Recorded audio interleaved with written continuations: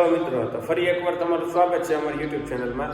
અને હું તમને બતાવું છું કે એક બેડરૂમમાં કેટલા પોઈન્ટ આવે, કેટલા બોર્ડ આવે અને કેટલી ઊંચાઈએ બોર્ડ રાખવાનું હોય. તો હાલો હું તમને બતાવું. પહેલા એન્ટર થતા જ છે ને આપણે પહેલું એક બોર્ડ આવે, આ છે 2A નું બોર્ડ બેડ પાસે.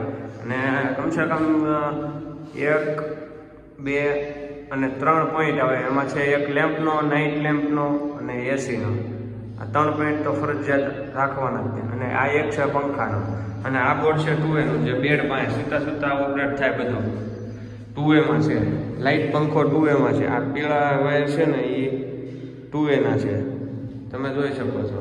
અને આ છે ટોયલેટ, એની સ્વિચ બોર્ડ અહીંયા આવે, એક ખાલી ટોયલેટનું સ્વિચ અહીંયા આવે. તો મિત્રો આટલા પોઈન્ટ આવે, તમે જોઈ શકો છો. આ મેં વાયરિંગ ખેંચેલ નાખેલું છે. એનું બોર્ડ હોય, 2 બોર્ડ આવતા હોય એક રૂમમાં, એટલે આ બોર્ડ 4 મોડ્યુલરનું આવે.